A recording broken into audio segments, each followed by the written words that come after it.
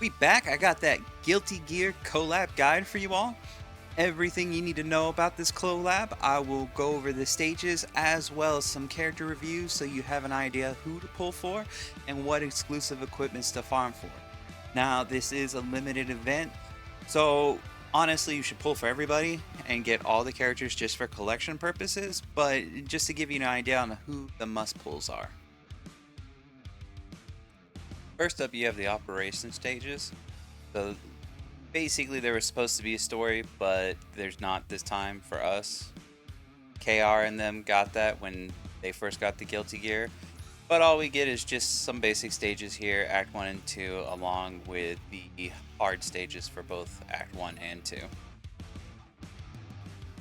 For all of the stages except for the Jacko stage, this is the team I used to clear it. Now, you can use any team, a basic standard frontline DPS and support type team, front to back. That team will work just fine. Like I said, I use this one with standard gear. If it's a tank or frontline, I had tanky gear on them. Same for the support. If they were DPS, I put DPS gear on them. Then we have the challenge stages. These stages here is where you can farm the EEs. Now, you can actually sit here and get the unit data for Soul Bad Guy. So you can actually TU6 him. Now, you can get it from pretty much all the stages, except for the Act 2 ones here, these challenge stages. These are supposed to be difficult, and honestly, if you just follow the rules, like this one says if you have 5 or more units on the field, it's considered cheating, and then they get a special effect based on that. If you just literally will read this and do exactly what it says, which is don't play more than 5 units, you should be good.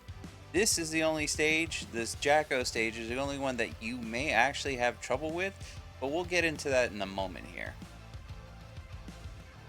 Alright, so we're going for a super quick, super simple clear here.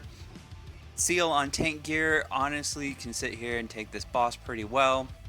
We're using snipers to outrange this special that Jacko throws out, and that's the only special that this boss will ever get to use because Jinbora is busted and OP, and on attack speed gear will make sure that she can never special or ulti ever again.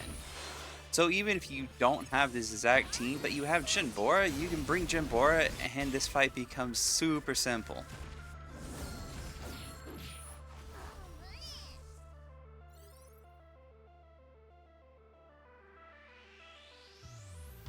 So for this, basically we're using Jinbora, make sure that the boss never gets to use a skill or ultimate after the first skill. Agnes for that nice juicy 20% death break, and she's a sniper. As you notice, a lot of her snipers here. Now I have double snipers before Seal so that it doesn't mess up the Vivian proc. Then just Seal, Kurian, and then any 2-cost sniper so that it procs right before Kurian uses his special, and that way we can get the most damage in during the death break. For gear, you're just going to need attack speed on Jinbora. The rest is just damage gear as best as you can, anti-striker, anti-ground subs. Sealed, you put on full tank as best as you can. And like I said, just tank. Your 2-cost sniper doesn't need any gear, they're never going to actually get an attack in. Fortunately, we have a whole 2 minutes to beat this, so there's not really a huge gear requirement for this fight. Now, things to note, Jacko, that little bomb that just spawned there, will murder anything that gets in that range, but it can't hit flying units. So honestly, the best strategy is to bring in as many flying units and snipers that outrange Jacko's special. You can sit there and bring, I mean, that's rearmed Mia there with a Kestrel, but you don't necessarily have to bring the rearmed versions. Normal versions would be fine as well. We bring in some death breaks to sit there and try to whittle this boss's defense down. And then, you know, of course, we got Dash coming in. But we have our wonderful Soyun to give us a nice little power boost. Plus, once she gets here, she'll also death break the boss with her special. You can honestly use pretty much any defender. I personally like a Hilde because of the shields she brings, so it just makes her survivability a lot better. But like I said at the beginning, we have a full 2 minutes. We can take our time with this, to be honest, and it doesn't cost us anything if we lose, but we gain, you know, some quartz when we win here. For this team, basically the most important things is to have Hilde on CDR gear, so she can spam shields, and Evelyn on CDR gear as well. After that is just your basic damage gear. Shadow Hall anti-striker works. Same here. Taras doesn't have any gear. Dash doesn't even have a complete set. Soyun's gearless as well. So you have a full 2 minutes. This should be a cinch for you guys. Jacko is a 5-cost awakened striker. Her passive summons servants that will either do damage or provide Jacko with a damage reflect buff. Her special also summons a servant that will fly to the third farthest enemy from her. That also includes the ship, and it'll explode, dealing true damage. Her ult deals large amounts of damage and can execute 2 enemies under 25% HP. Her EE is armor that the first line is locked to A speed. The EE really isn't a must pickup, but I would definitely get Jacko as she is a strong frontline, and honestly she's a really great DPS as well. Lilia is a 3-cost soldier ranger. Her basic attacks deal a ton of hits. Her passive has HP gates at 70% and 30% that will grant her a damage immunity shield for 2 seconds. Her special deals AoE damage and will blind targets. And then her ulti deals massive AoE damage and it always crits. Her EE is a must get. It has everything you want. A speed as the main stat, crit damage as the locked stat. You want it either on attack set or anti-defender set. This EE honestly turns Milia from an okay ranger into an absolute monster.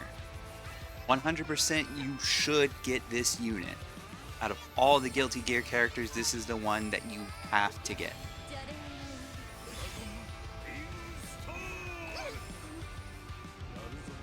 Rementhal is a 4-cost counter striker.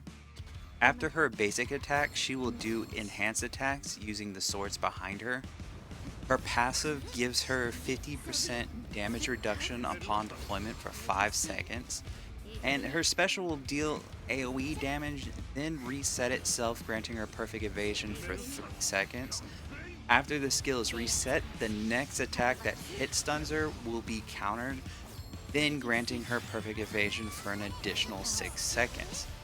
The ult is a high-powered laser beam that afterwards grants her 25% more attack and 100% death pen for 12 seconds. The EE is an armor that has a first sub locked to A speed. This EE is really not a must pickup. The character herself, though, I would say is a good pickup as she is strong in both PvE and PvP. Soul is a 4-cost counter defender. Every 5th basic attack, he will cancel his move and perform another attack, special, or ult. Honestly, this is really cool they added the Roman cancel into his kit. Also, he taunts and lowers nearby enemy attack speed by 30%. His special deals AoE damage, then increases his damage reduction by 30%, also making him immune to hit stun, ult from special or lower skills. The ult turns him into a demon, and then he launches a powerful attack that restores his HP as well as nullifies all non-permanent debuffs. His EE is an armor that the first line is locked to damage reduction. This EE isn't a must pickup, but it could be an alright piece if you don't already have a maze case for him. Soul can be TU6 by farming the event. Ino is a 4-cost mech counter sniper. Her basic attacks can hit 2 targets. Her passive deals 75% more damage to units that are close to her, as well as using an enhanced attack that will deal true damage. Her special will cause her to leap at the nearest target, dealing true damage, and is immune to damage while doing this. Her special will also reset her position afterwards.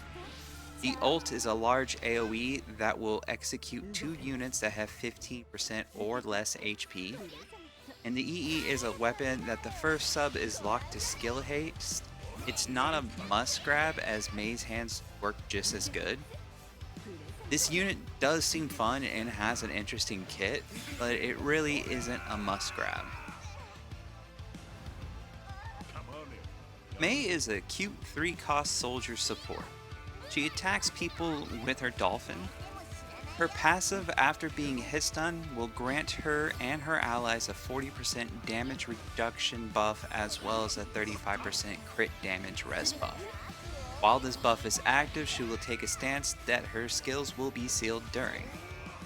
Her special will cause her to charge into enemy backline and will stun units for 3 seconds, or 6 if their 3 costs are lower, removing 1 non-permanent buff, and then skill seals them for 6 seconds.